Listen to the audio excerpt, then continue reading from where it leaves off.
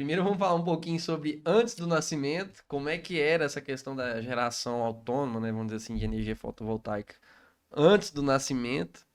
E aí como é que foi esse nascimento e como é que tem caminhado de lá para cá e o que que marcou esse nascimento aí da energia fotovoltaica aqui no Brasil? Que é aquela questão das Sim, normativas na e antes verdade, como é que assim, funcionava? a normativa 482, que é a NBR 482, ela surgiu em 2012. Uhum, Ali você podia ter a geração distribuída, que é o uhum, quê? Eu gerar energia e consumi-la. Por exemplo, na minha casa, eu colocaria as placas em cima do meu telhado e consumia a minha própria energia. sim, Ou no meu comércio, ou na minha fazenda, entre aspas, você gerava no próprio local e consumia essa energia. Isso, essa normativa 482, ela limitava, vamos dizer assim, o mercado. Por isso que era tão pouco conhecida, tão pouco limitava utilizada. em qual sentido?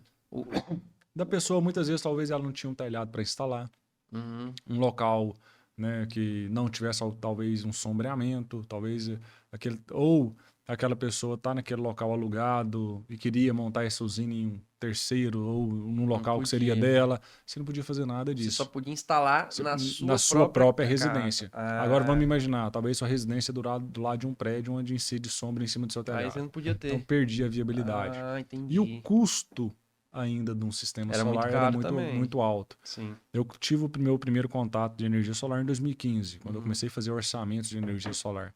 Uhum. E um payback naquela época era 9 anos, 8 anos e meio. Sim. Hoje um Payback é o payback, retorno, retorno de né? investimento. Quanto tempo demora para o cara recuperar o dinheiro Isso. investido? Esse retorno de investimento hoje a gente se fala em 3 anos, 2 anos e meio, Não, 3 anos e mas meio. não dá Então nem uma Copa do Mundo. melhorou muito. E o que é o interessante?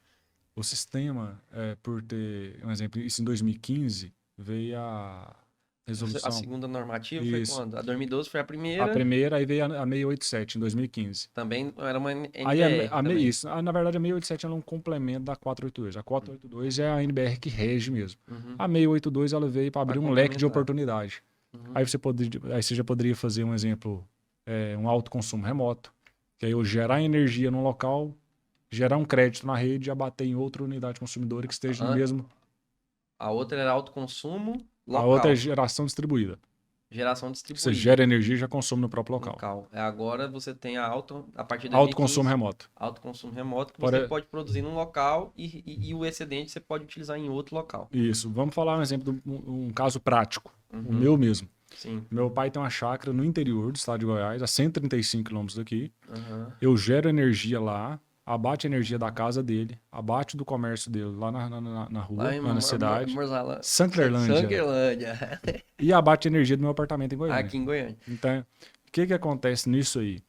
É chamado autoconsumo remoto. Eu gero Uhum. energia, gero um crédito, esse crédito eu abato nessas outras unidades consumidoras. Show. Porém, todas as unidades consumidoras têm que estar no mesmo CPF ou, se for um caso de empresa, no mesmo CNPJ. Entendi. Então, E quando nesse meio caminho aí tem outra concessionária, tem algum problema?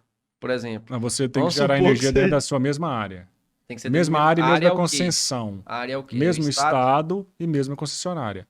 Porque, um Ah, exemplo, se eu for para o estado de São Paulo ou Rio de Janeiro, você tem mais de uma concessionária. sim, aí já não Não pode. pode. Eu não vou gerar energia. Na verdade, sim, são modalidades. Né? A geração distribuída, né, que é você gerar energia e consumi-la ali no próprio local ou abater em outra unidade consumidora, por exemplo, no caso do autoconsumo remoto, Uhum. eu não posso gerar energia, por exemplo, no estado de Goiás e abater lá em Mato Grosso. Sim, Né? entendi. Mas, eu vou criar uma usina de grande porte, aí se vou entrar ali para dentro do mercado de energia, aí sim já é uma outra assunto, Aí vamos já é falar outra assim, uma seara. outra. Aí já sai, assim, já são outras normativas, já muda Sim, totalmente, né, o foco em relação à própria energia solar em si. entendi.